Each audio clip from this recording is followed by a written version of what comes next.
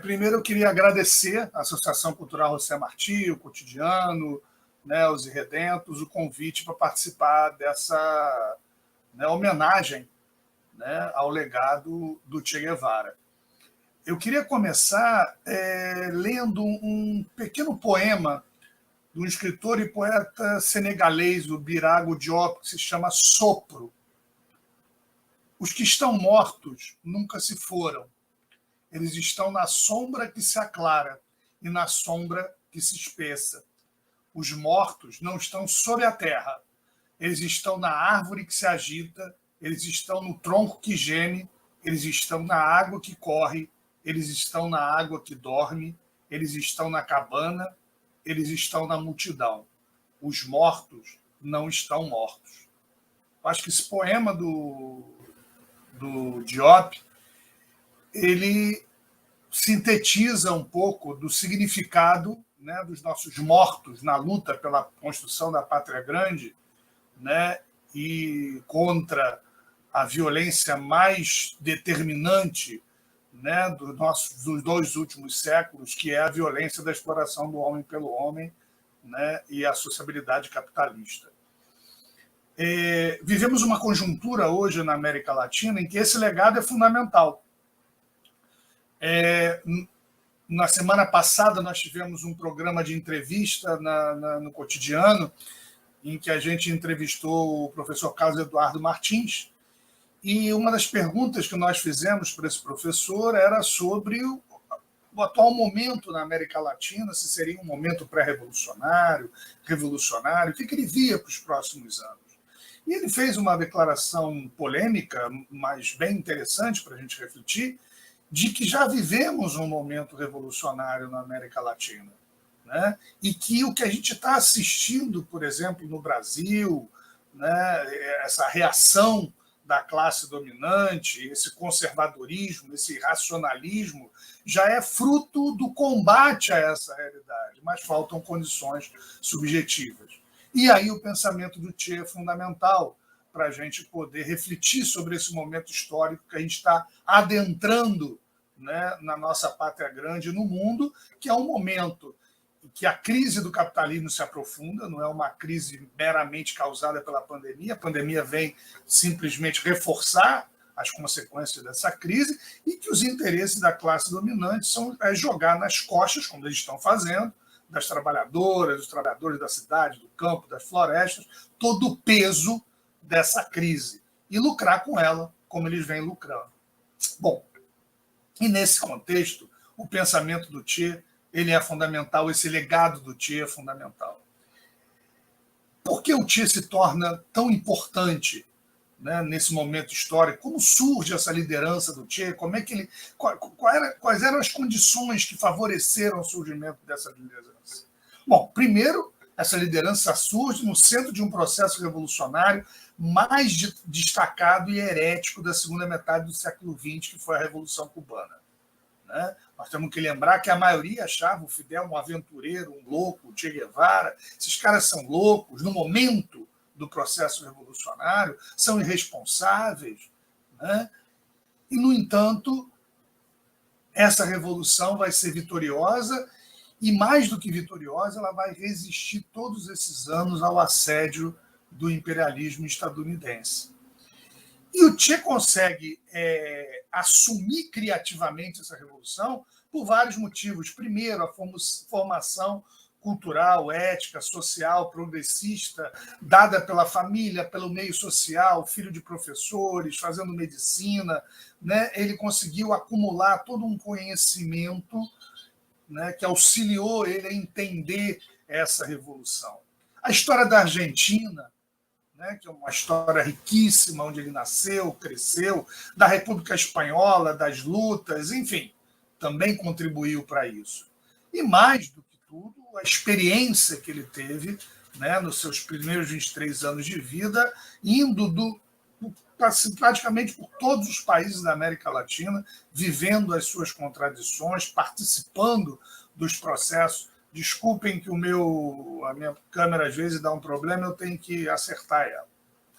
E, por outro lado, também, né, tinha todos os ingredientes da Revolução Cubana que influenciaram, né, o pensamento do Che.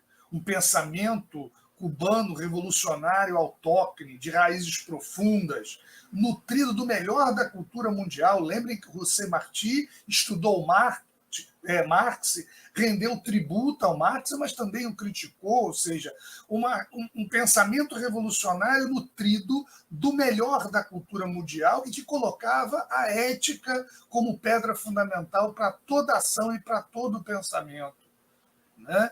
E que deu origem não apenas a essa corrente de pensamento revolucionário, que teve no José Martí uma das principais forças, né, os principais elãs, também uma escola militar insurgente, que também tem a ética como, né, a principal arma, que até hoje é estudada, né, para defender do imperialismo estadunidense. Qual é a força política que não estudou essa escola militar insurgente cubana para se defender, né, do imperialismo?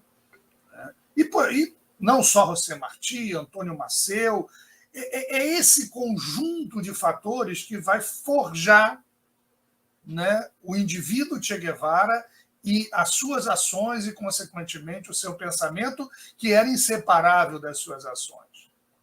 Então, você vai ter posteriormente, ele vai beber também de Júlio Antônio Mella, né, um marxismo baseado na subversão, de uma influência mariateguista, né, um marxismo que não é um marxismo da obediência, é um marxismo que questiona totalmente as verdades eternas do capital, né, é um marxismo que vai ser o principal elemento de um dos princípios da Revolução Cubana, de que seria sem sentido realizar qualquer ação, organização, processo produtivo ou político se eles não fossem dirigidos ao melhoramento humano e à superação da alienação. Então, essas são questões centrais, indispensáveis para compreender essa contribuição do Guevara ao socialismo do século XXI, né, que ele pode trazer como contribuição. O Che, no método, ele retoma o princípio da dúvida, né? Ele vê a teoria e o marxismo como movimentos, não como dogmas. A teoria marxista é vista como uma base útil de ferramentas para pensar, para atuar, não para colocar a realidade numa camisa de força, num sistema rígido, inalterável. A teoria prática serve para subverter, para criar. Ele retoma, na América Latina, o leninismo da análise concreta, da situação concreta, né? Isso é fundamental. Ele retoma teses centrais do marxismo em relação ao desenvolvimento integral do processo revolucionário. A transformação da sociedade não é só um fato econômico e material, mas é simultaneamente ideal, humano, de consciência, subjetivo. É, antes de tudo, um processo de conscientização e de criação de uma nova ética cotidiana, né? Aquela questão do homem novo, da mulher nova, que não pode haver socialismo se a economia não submeter uma ética que se difira da ética do capitalismo. Valor de uso e consciência.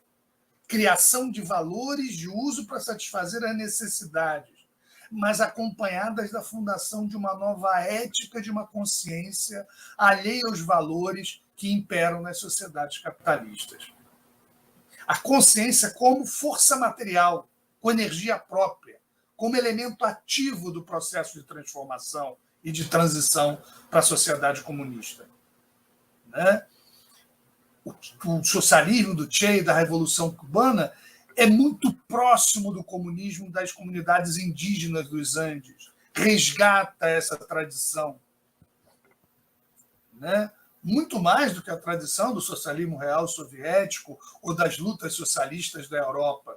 Não ele é presente, né? Ele está presente na história, nas entranhas da Pátria Grande, né?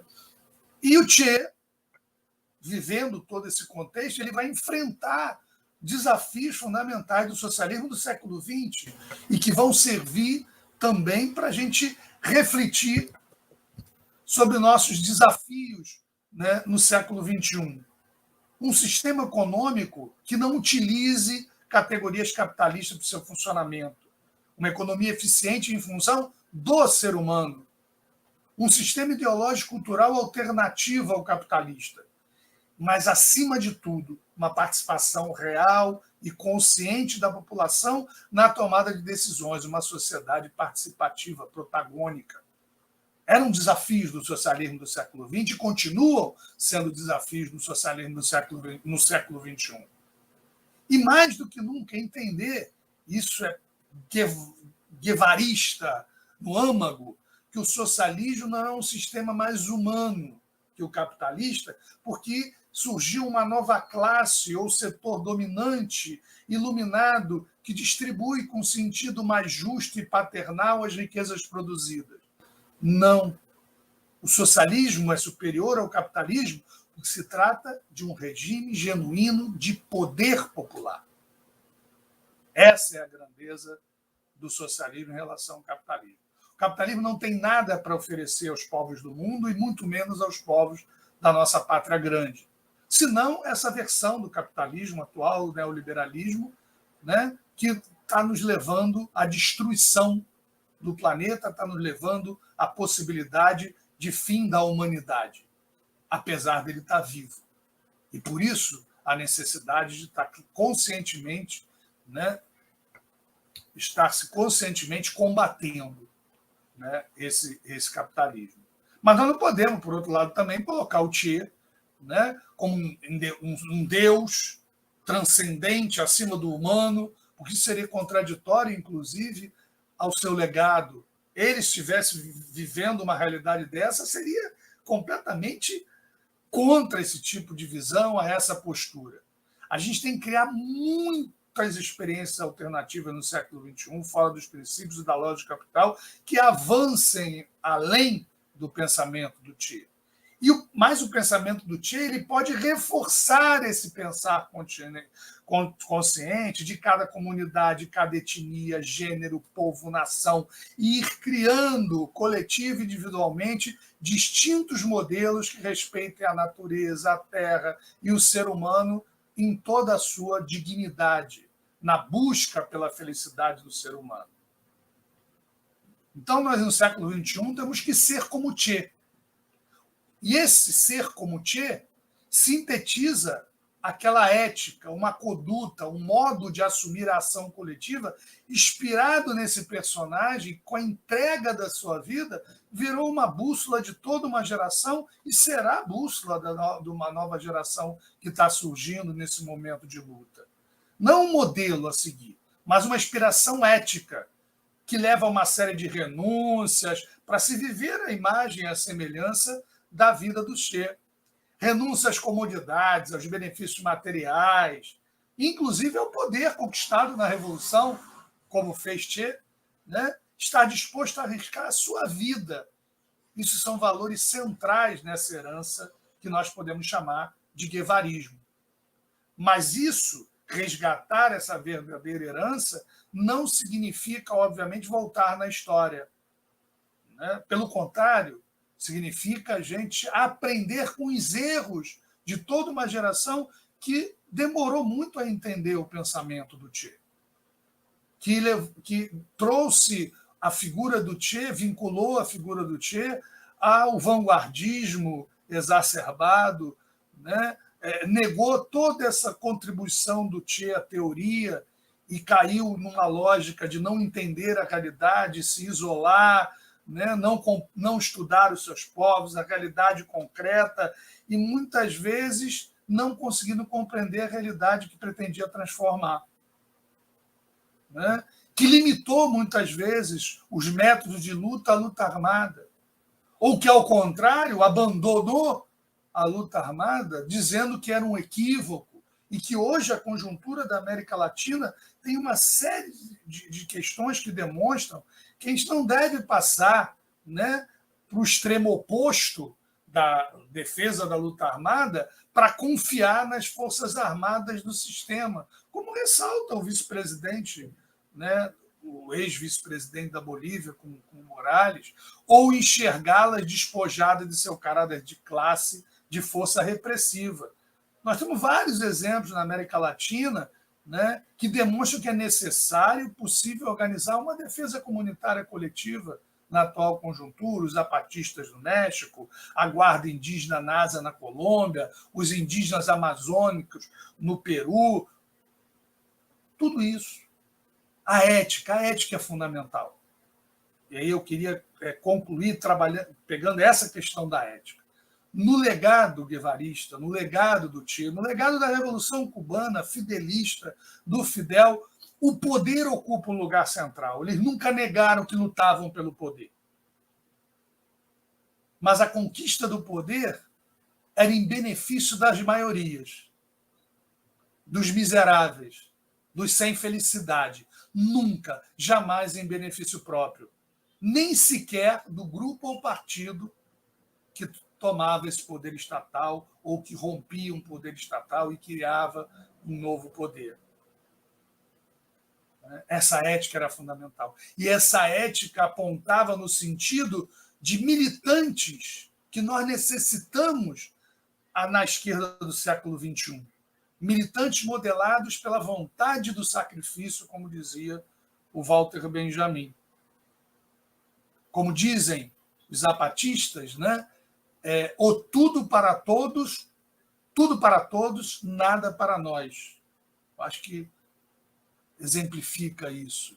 Mandar obedecendo é outro, né, importante contribuição aí do zapatista, resumindo isso que eu estou colocando. E, enfim, o Daniel de Santos falou bastante sobre o Che, né, no governo, tudo, né, todas as contribuições dele no Ministério da Economia. Né. Che era um exemplo raro de humanismo, de internacionalismo. Nós vimos, foi teórico sobre o papel do quadro revolucionário, que fosse coluna vertebral da Revolução. Foi um privilegiado. Ele lutou ao lado de pessoas como Fidel Castro, Camilo Cienfuegos, Aidê Santamaria, Célia Chances, o Raul Castro, Vilma Spin, tantos outros combatentes do povo que ele teve a oportunidade de conviver, aprender e utilizar toda essa energia e pensamento para a sua obra e contribuição. E como eu gosto de lembrar, aqui no caso do Brasil, o contato que ele teve com Brizola antes da campanha da legalidade, que eu costumo dizer que talvez tenha sido ele um dos grandes responsáveis pelo desenrolar da campanha da legalidade, né, aqui no Brasil, pela posse do Jango em 61, porque uma semana antes ele teve com Brizola, né, no Uruguai, e o quanto que isso não influenciou aquela decisão do Brizola de enfrentar, mobilizar o povo numa insurreição popular para enfrentar as forças armadas e as classes dominantes e o imperialismo que tentavam impedir a posse do Jango. Para fechar, o mais importante legado do Che, e que é fundamental para nossas lutas no século XXI. Não podemos conseguir nada sem desfazer essa fantasia absurda, segundo a qual é possível mudar o mundo votando a cada 4 anos e consumindo o resto do tempo. Então eu fecho com essa reflexão. Né? A esquerda na América Latina, a esquerda necessária para a pátria grande, é uma esquerda que tem que entender que é uma fantasia querer mudar o mundo votando de 4 em 4 anos e consumindo nesse intervalo. Nós estamos entrando num novo tempo, né, num novo momento da Revolução Latino-Americana, e esse momento exige sermos como Che. Obrigado.